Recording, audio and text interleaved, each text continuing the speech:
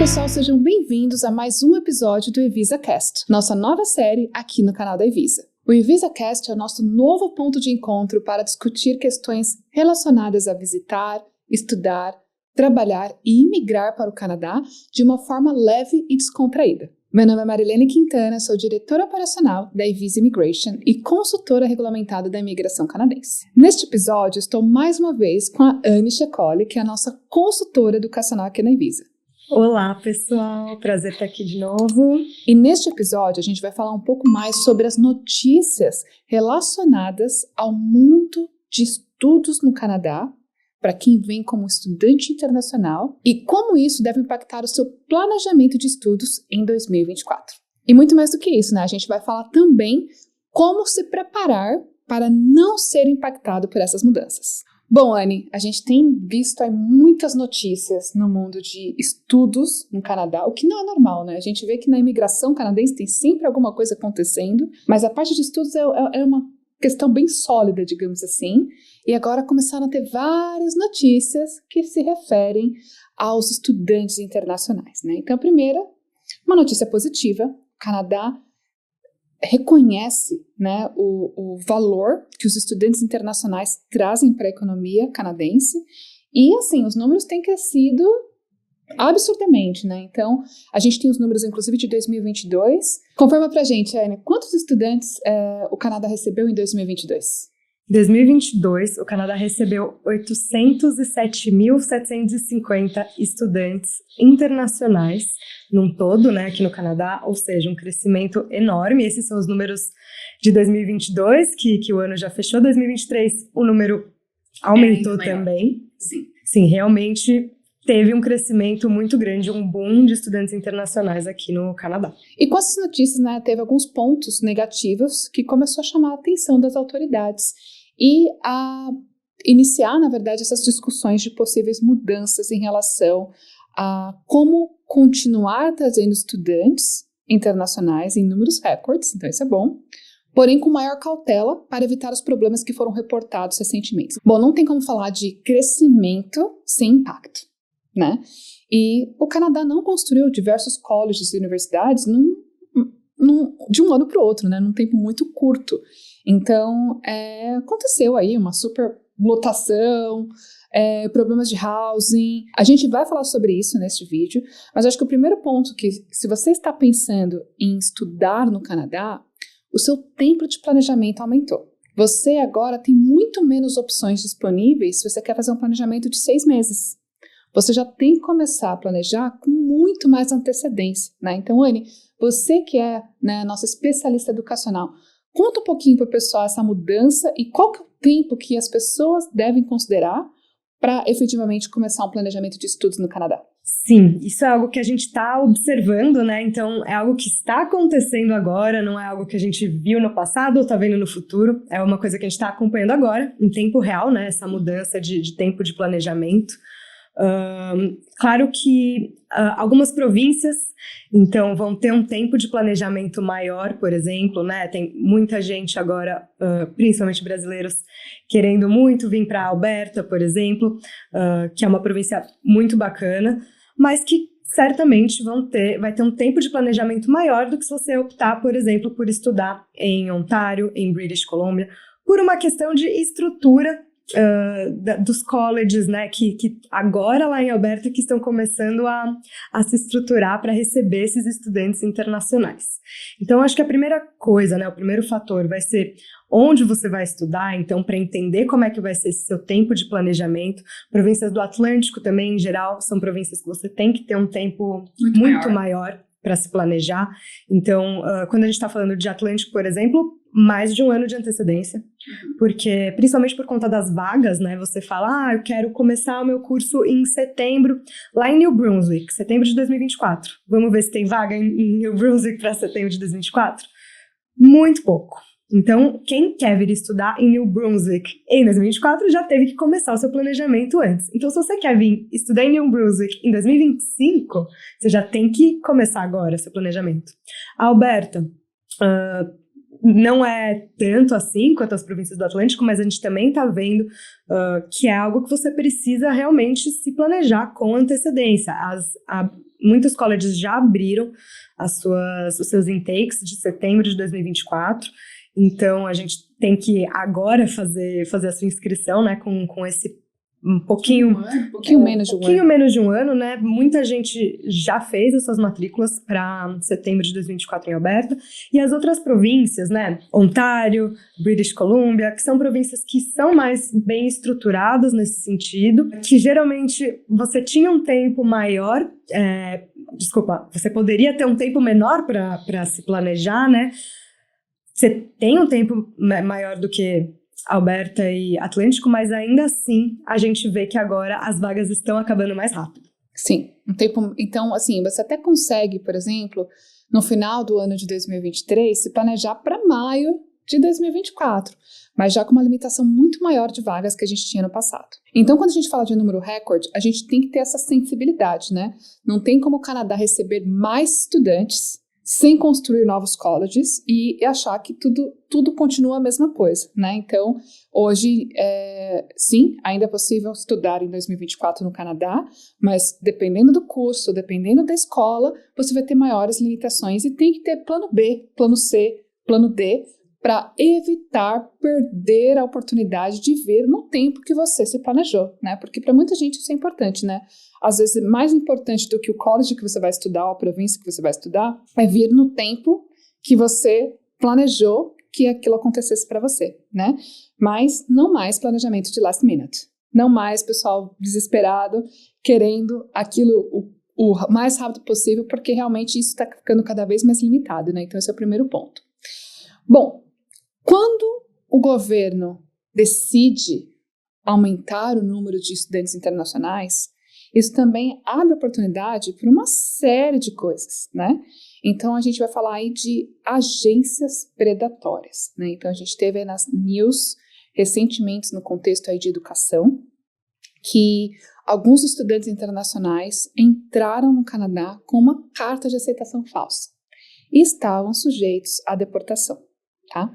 E aí, enfim, os casos foram considerados, né, entenderam que não foi a falta do estudante ter essa carta falsa, alguns foram deportados, outros não foram deportados, mas assim, né, então o que a gente aprende com isso? Quando aumenta a demanda, aumenta o número de scams, aumenta o seu risco, né, de contratar um profissional, uma agência que é predatória, que não está visando o seu interesse, sim, apenas os interesses próprios, né?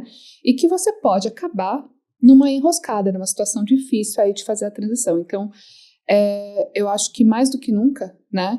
Você precisa também estar ciente que contratar uma empresa com credibilidade, de confiança, uma empresa, né, como por exemplo a Ivisa, que tem ali todo um órgão regulador por trás, né? Então, todos os profissionais da Ivisa aqui que estão responsáveis pelo processo são consultores regulamentados e a gente sempre faz o processo, né, de educação alinhado com o processo de imigração, né, justamente a gente tem esse oversee, né, do órgão regulador. Então, acho que com isso que aconteceu, né, a gente entende assim, poxa, não era uma coisa que acontecia no mercado canadense, né, sempre tem aquela agência que não é confiável, que quer vender aquilo que é melhor para o interesse dele ao invés do aluno, né? Mas a gente percebe que quando tem essa explosão de demanda, a gente vê muito mais depoimentos de pessoas entrando nessa furada, assim, com algumas agências que não são profissionais, né?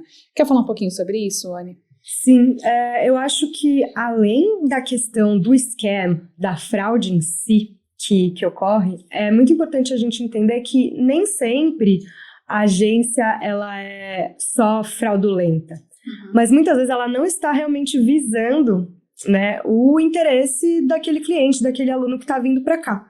Então ela quer vender um curso e acabou, e não importa como esse cliente vai pagar esse curso, não importa como ele vai fazer para se virar quando ele chegar aqui no Canadá. Então é muito importante também entender que vir estudar no Canadá é um planejamento amplo, que você muitas vezes sozinho não consegue visualizar isso, até por isso que você vai contratar uma agência para te ajudar com todo esse planejamento. E que é importante ter alguém ali, um profissional que vai olhar e vai falar, olha, dentro do seu universo, dentro das suas condições, é isso que você consegue fazer nesse momento, naquele momento, é esse college que você vai conseguir não só pagar o college no sentido financeiro, mas também onde você vai morar. Vai ter, quanto você vai pagar de aluguel, como que vai ser essa cidade. Então, entender como que vai ser toda a sua mudança para o Canadá, Sim. né? Não só vender um curso e pronto, acabou, né? Porque é isso que a gente fala de agências que vão fazer um recruitment predatório, que eles nem sempre vai ser uma fraude, mas ele vai chegar lá e ele vai falar para o cliente, não, vem para o Canadá, paga, vai ter promessas que não vão ser cumpridas depois quando ele chegar aqui. Então, por mais que ele às vezes não vai ter uma LOA falsa, por exemplo, ele entrou com a LOA certinho do college, tudo certo. Mas ele vai chegar aqui e não necessariamente ele vai conseguir se adaptar por diversos fatores. Então, assim, é muito importante ter um profissional do seu lado que vai saber te ajudar a entender qual é o melhor college local para a sua adaptação mesmo aqui no Canadá. E não só a adaptação, né, para atingir os objetivos de longo prazo. Então, por exemplo, aqui na Evisa, a gente faz todo o planejamento educacional alinhado com o objetivo de imigração do cliente, né? Então, se o cliente tem um interesse de imigrar ao final do college, né, quer considerar essa opção, que eu acho que a maioria hoje em dia, né, a gente vai fazer o planejamento visando as oportunidades de imigração que estudar naquele college vai trazer, né? Então, qual será o caminho mais acessível de acordo com aquele perfil, né? Qual que é a melhor província de acordo com aquele perfil? E tudo isso é feito com muita responsabilidade, de uma forma integrada, né? Então, como a Anne falou, às vezes o recrutamento predatório, ele acontece quando a agência ou o profissional que está te ajudando está visando os interesses próprios, né? Mas também existe, infelizmente, um monte de profissionais que não estão capacitados, que não estão preparados para te dar uma assistência. A gente vê tantas pessoas que vieram, por exemplo, com colleges que não qualificam para o Postgraduate Work Permit, deram todas as suas economias para chegar aqui e saber, ei, esse college não vai dar o Postgraduate Work Permit, você não tem uma transição agora para sua residência permanente, porque você não vai ter o Postgraduate Work Permit. Então, a gente ainda vê over and over again, quando a pessoa está estudando aqui e fala assim, poxa, agora eu vou aplicar o Postgraduate Work Permit. Não, esse college não qualifica. A agência me falou para eu vir sozinho como estudante e agora eu quero trazer minha esposa. A gente fala, não, o college que você veio não qualifica, né? Trazer os filhos. Então, assim, tem uma série de coisas que, às vezes, as escolas, os recrutadores, né, só focam ali no interesse deles, às vezes de maldade, às vezes por falta de preparo, porque eles sabem vender um formato, um modelo, né? E isso realmente pode colocar todo o seu planejamento a perder, né? E aí, o Canadá começou a notar isso, né? O Canadá começou a identificar que isso está acontecendo. Então, começaram a ter discussões de como regulamentar isso, como melhorar o controle, né, em relação a, enfim, aos profissionais que estão ajudando as pessoas, né, a vir para o Canadá. E eu acho que isso é legal no final do dia, né? A gente sabe que é muito triste ouvir uma história de que a pessoa foi enganada, né? Muita gente, né, acha que hoje em dia é só abrir um Instagram e falar de como sem ter a responsabilidade de ter o conhecimento aprofundado. Então, acho que isso é positivo, inclusive para nós, como empresas que somos empresas sérias, né, de tirar esse pessoal do mercado que não faz o trabalho sério, tanto para o estudante, né, que vai ali, né, cada vez mais ter mais acesso à informação de qualidade, a profissionais de qualidade, mas assim, cabe aí a você fazer esse filtro e procurar realmente os profissionais que são qualificados, né? E aí uma outra coisa que ninguém espera do Canadá, né? Que espera assim, poxa, não, eu vou pro Canadá, ninguém vai me enganar lá, né? O Canadá é o país de primeiro mundo, não tem scam, não tem erro, né? Que são as escolas que não entregam o que é prometido, né? Então, escolas que às vezes cobram uma fortuna do estudante internacional, chega aqui, não tem estrutura, não dá aula, né? Não tem matéria, aí a pessoa fala, poxa, o que eu vim fazer aqui? Eu paguei super caro, eu queria efetivamente estudar e ter um diploma que seja reconhecido no mercado e não vai dar em nada, né? Eu acho que isso não aconteceu muito com brasileiros, são poucos casos, a gente viu aí com maior frequência em outros mercados, né, de pessoas que vieram para escolas muito específicas que a gente, né, não trabalha, inclusive, que eram escolas muito ruins, E o governo falou agora de regulamentar também, né, as escolas, do governo e as escolas trabalharem com maior integração e maior parceria para evitar esse tipo de situação, né? Quer falar um pouquinho sobre isso, Anne? Eu acho que a notícia que saiu, né, e que ainda não é oficial, então sim, a gente está ainda entendendo como vai ser, mas basicamente o governo ele vai colocar como se fosse uma segunda camada de segurança, sim, ali, então ter mais critérios, né, para os colleges se qualificarem como um college trusted institution, então uma instituição confiável. Eu acho que isso né, sempre tem os dois lados das coisas, então talvez quem está trabalhando de uma forma não muito correta vai achar isso ruim, porque vai tirar ali parte das oportunidades, mas quem está fazendo um trabalho sério, para quem está fazendo um trabalho sério, isso é ótimo. Sim. A gente vai cada vez mais realmente trabalhar com mais segurança, com mais segurança de que a gente está oferecendo ali um college que vai dar aulas da forma que foi esperado, que a pessoa vai ter a estrutura que foi esperada. Então, isso, para nós, na verdade, é muito bom. Sim, com certeza. E uma das responsabilidades do college também é o recrutamento responsável, né? Então, não é só trazer um monte de estudantes internacionais, né? E ali não ter como eles pegarem as matérias, porque está tudo lotado, não tem infraestrutura, não ter housing, né? Não ser tudo de um país só, então isso é muito legal também, né? Então, acho que com isso, também está visando ali a multiculturalidade, né? Se é que existe essa palavra, mas assim, né? De não ser... Você chegar num college canadense e falar assim, só tem gente de uma ou duas nacionalidades, né? Então, só para vocês terem uma ideia, né? Daqueles números de 2022... dos 800, um pouquinho mais de 800 mil estudantes que chegaram no ano de 2022, 50%, mais de 50% são de 2 países, Índia e China. E quando a gente pensa que tem bastante brasileiros vindo para o Canadá, para fazer essa transição, para estudar no Canadá, o Brasil sequer está no top 10, né? Somos a posição 11, na verdade, dessa lista, né? Então, assim, não estamos sequer no top 10. Mas só para vocês terem uma ideia, o terceiro lugar, né, ele não é nem 5% do total de 800 e poucos mil estudantes que chegaram, né? Então, o primeiro lugar e o segundo lugar são mais de 50%. O terceiro não é nem 5%. Então, é uma diferença muito gritante, né? Então, foi, inclusive, né, falado de cota, por exemplo, né, de repente ter uma cota. Tem sido discutido bastante a questão de housing, né, se vai ter aí, como que fica, né, o impacto de housing, né. Então, vamos falar um pouquinho da questão de housing, né, que eu acho que é um assunto que também preocupa as pessoas quando a gente pensa de custo de aluguel, quando a gente pensa no custo total de vir estudar no Canadá, né. Então, como vocês sabem, o custo de aluguel no Canadá não é tão barato como a gente gostaria, né? Nem para vocês que ainda vão vir, nem para a gente que já está aqui, né?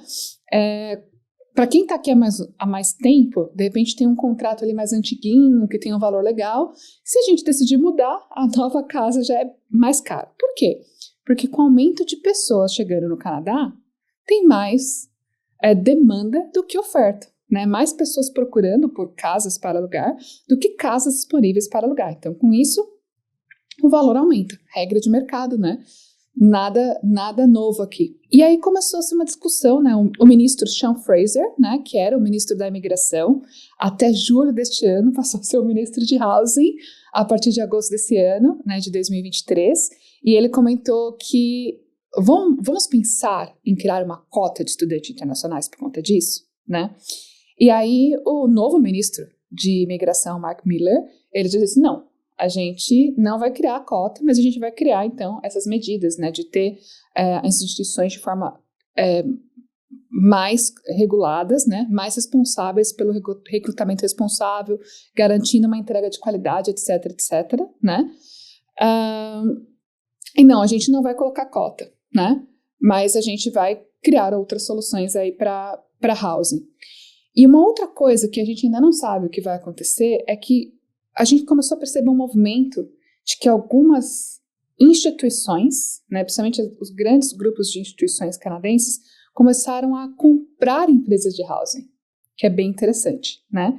Então, enfim, a gente não sabe ainda como vai ser o desdobramento, né? Mas pode ser que, num futuro, eu acredito que, de alguma forma, tenha que ter o seu plano de estudos e o seu compromisso de pagar os estudos e também talvez ter algum tipo de pre-arrangement para o seu housing ou de uma comprovação financeira que de repente vai cobrir housing, né? Então aqui eu não sei se é isso que vai acontecer, nada foi decidido nesse sentido, né? Mas eu acho que pode ser um dos desdobramentos que a gente tem aí nessa questão aí de housing, né? O que você acha, Anne? Eu acho que, assim, seria muito bom se a gente tivesse esse desdobramento, né? Porque realmente isso é algo que a gente já faz. Então, aqui na Evisa, quando a gente vai fazer o seu planejamento, a gente vai te alertar sobre as questões de housing. É claro que a gente não é dona de nenhuma empresa de housing, então a gente não tem esse poder, mas a gente tem parceiros para ajudar você a encontrar o seu housing. A gente vai te explicar um pouco como é o housing naquela região e é algo que você precisa ter em mente. Não é como talvez foi há algum tempo atrás, em que você, eu vou aqui estudar no Canadá, então ali na frente eu vejo o que eu faço se eu vou alugar um apartamento. Não, o housing hoje ele já tem que ser uma parte essencial do seu planejamento. Você tem que entender quanto você vai gastar naquela casa, se você é uma família com filhos, enfim, qual tipo de moradia que você vai ter que ter, e isso pode inclusive influenciar na sua escolha de localização, né, de onde você vai morar, entender o que também está dentro das suas condições para arcar com aquilo. Então, eu acredito que essa questão do housing, sim, a gente está vendo uma crise de housing no Canadá, ela existe, a gente não tem como negá-la, mas eu acho que tendo um planejamento sério, organizado, e que a gente também vê que tanto o governo quanto as instituições têm, também estão prestando atenção nisso, né? Eu tenho visto que isso vai começar a, de alguma forma, melhorar. Sim. Então, não posso dizer, no primeiro semestre de 2024 vai estar tudo resolvido. Provavelmente não, mas a gente está vendo um caminhar para essas soluções, né? Porque realmente não adianta a gente trazer 800 mil estudantes para o Canadá se a gente não resolver alguns pontos principais. Então, acho que é isso, assim, entender o housing como parte essencial do seu plano é um segredo, uma chave muito importante, assim. Porque ninguém quer que um estudante internacional seja encontrado ali morando debaixo da ponte, né? Teve até uma notícia também que um estudante internacional estava morando debaixo da ponte, né? Homeless, em Toronto, acho que foi isso, né? Então, assim, não, a gente não quer isso e você não quer isso, né? Você não quer sair do seu país, do local que você tem ali uma situação estável, né? Porque quem vem para o Canadá tem uma situação socioeconômica estável no país para vir aqui passar alguma necessidade, né? E a gente percebe também que os landlords, né, os donos das propriedades, eles também têm exigido mais, né? Então, normalmente, se você vai alugar uma casa, um apartamento, né, talvez você tenha que fazer um depósito maior ali dos 3 primeiros meses, né, dependendo da província, dependendo da demanda, eles podem exigir mais ou menos. Então, a regra normalmente é um secure deposit, que é 50% do valor do aluguel que você paga antes, né, além do seu aluguel daquele mês já antecipado, né, sempre com antecedência, mas por conta, né, da demanda, às vezes se você oferecer pagar ali, não, vou pagar 3 meses com antecedência, você tem mais chance de conseguir ali um lugar, um contrato de longo prazo, né, então eu acho que o fato de ter sido trazido para discussão esses pontos, né, eu acho que já é um grande começo para a solução, né? Então, o governo está prestando atenção e, assim, né, eu tenho ali um e-mail criado que um dia, quem sabe, eu vou mandar para o ministro, que é uma lista de possíveis soluções e possíveis recomendações em relação à imigração, e eu tenho ali uma recomendação de housing, não vou falar aqui, né, não cabe, mas o ministro não vai ouvir, anyway, em português, né, mas assim, quem sabe até usar a própria imigração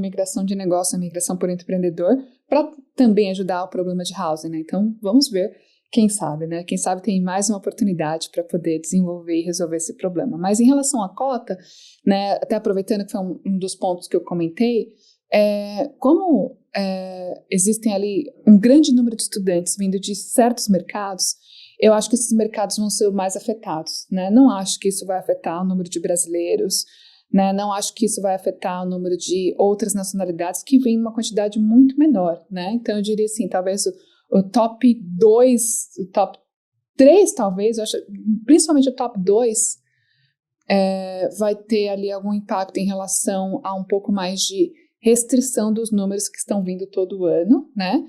Já que o governo quer promover que seja, que haja mais pessoas de outros países, esse mix, né, de outras culturas também vindo para o Canadá. E isso é positivo para brasileiros, né, Anne? Sim. Assim, além de tudo isso, né, a gente ainda está vendo as bolsas para diversity nos colleges. Para quem não sabe, alguns colleges oferecem uma bolsa de estudos para algumas nacionalidades, exatamente para evitar que fique um mix de alunos muito só de uma nacionalidade. Eles oferecem uma bolsa de estudos para nacionalidades latino-americanas, principalmente. Uhum. Então, isso a gente ainda vai ver em 2024. Essas bolsas ainda vão estar ativas.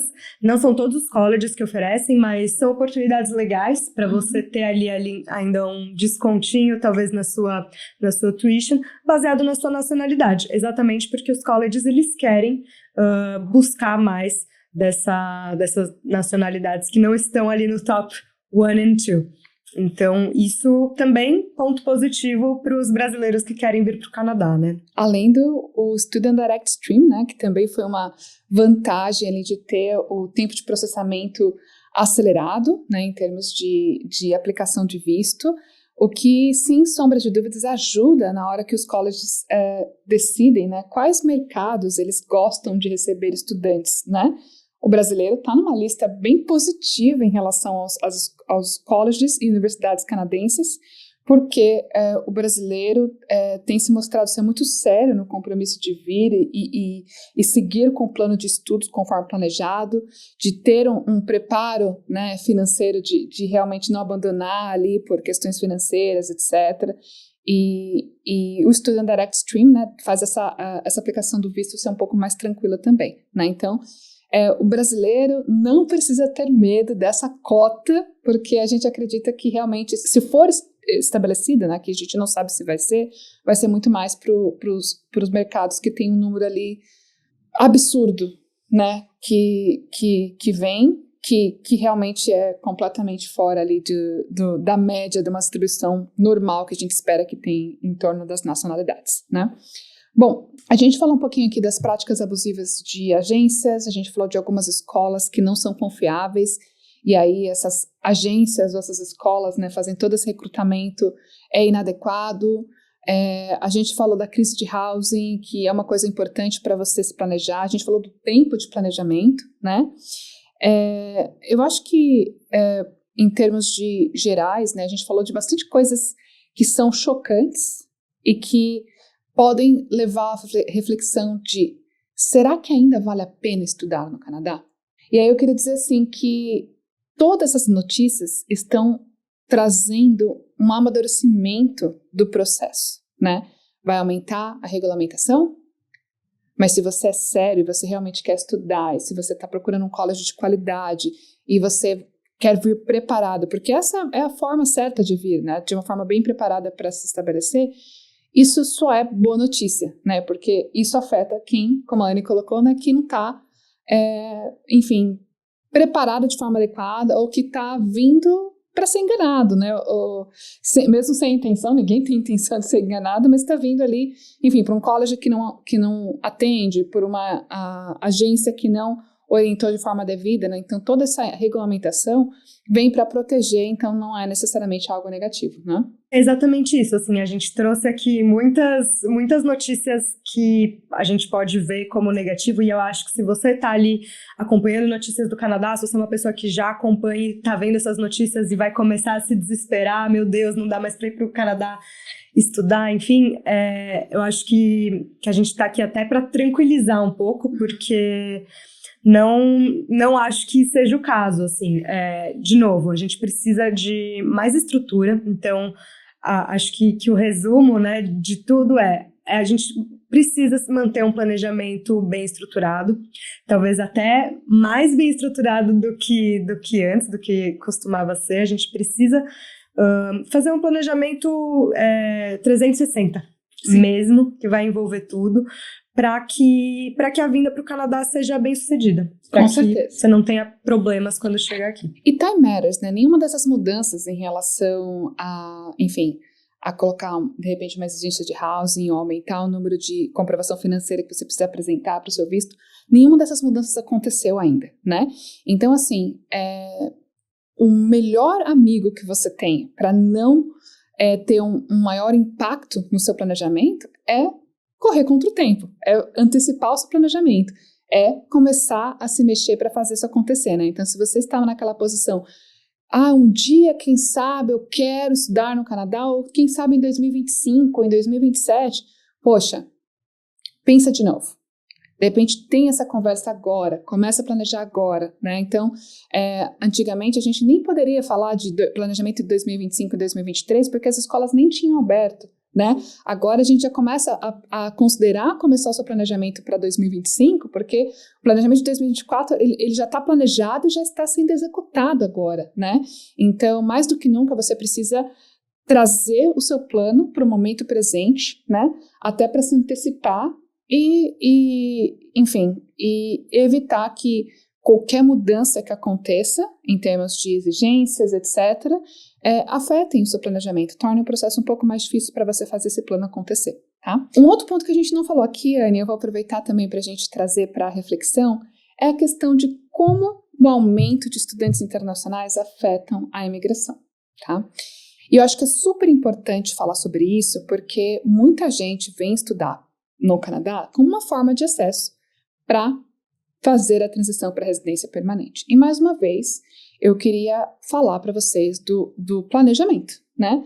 Se você planeja o seu programa de estudos, né, de uma forma já 360, como a Ana colocou, né? Já pensando o que eu vou fazer, como eu vou chegar, como eu vou pagar, e no final, como eu vou fazer a transição para a residência permanente, isso vai te dar muito mais segurança, porque tem muita gente que infelizmente só vem com um pedacinho de estudos e depois fica no depois vê, né? Então depois eu vejo como vai ser a migração, lá eu me viro, né? E com o aumento da competitividade, né, de pessoas qualificadas se graduando aqui no Canadá, a imigração se tornou mais competitiva. Então, mais do que nunca, você precisa saber quais são os pontos, né, que você pode incorporar no seu planejamento para poder melhorar as suas chances de fazer a transição para residência permanente, né?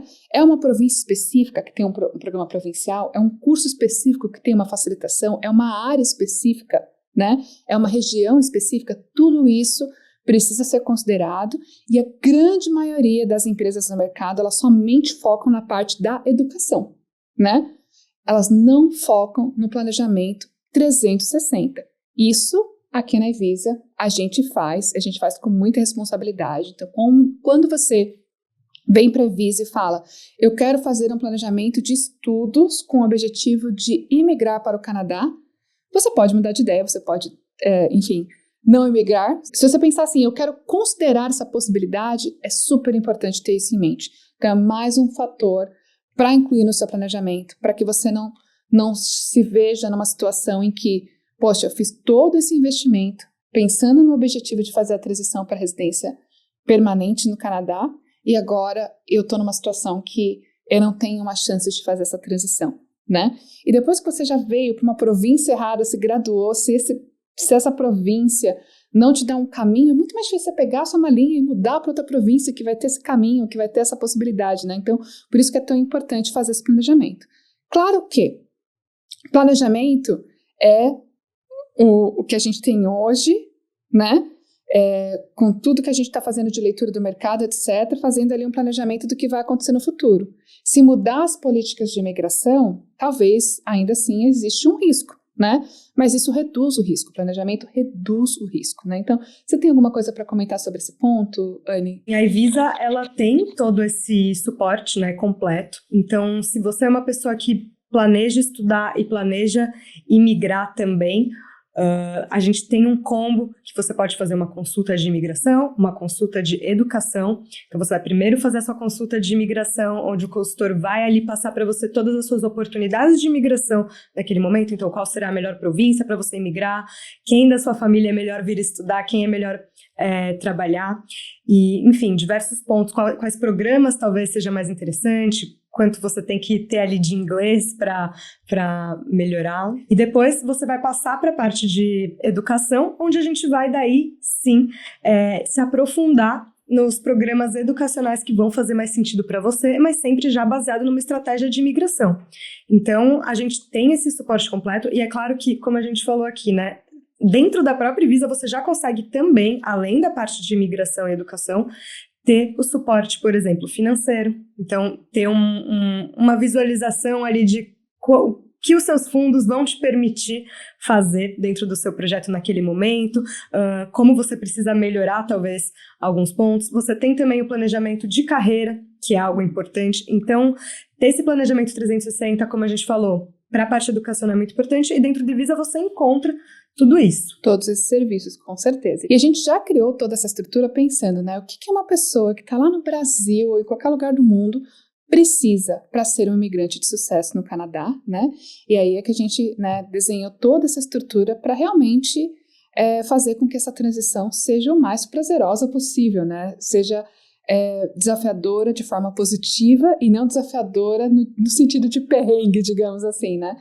E é isso, então, enfim, né, discutimos aqui alguns pontos bem interessantes sobre as notícias que estão circulando no mundo de estudos no Canadá, né, então, algo que é bem estável e a gente não vê tantas mudanças, geralmente, né, então estamos passando por um momento de transição, que ainda não sabemos efetivamente quais serão essas mudanças, mas não vemos um grande impacto negativo, principalmente no mercado brasileiro, mas sem sombra de dúvida um ponto de atenção, vários pontos de atenção, mudanças que estão para vir. Quer correr um risco menor de ser impactado por essas mudanças? Antecipe o seu plano, já comece logo o seu planejamento, até porque tem sido muito mais longo, né, para você executar esse planejamento por conta das vagas das escolas que têm acabado com maior velocidade. E é isso. Bom, obrigada, Anne, mais uma vez, por estar aqui comigo neste podcast. Pessoal, espero que vocês tenham gostado deste episódio. Estamos à inteira disposição para te ajudar a se tornar um imigrante de sucesso no Canadá. Se você gostou desse episódio, não deixe de compartilhar com seus amigos. Grande abraço e até a próxima!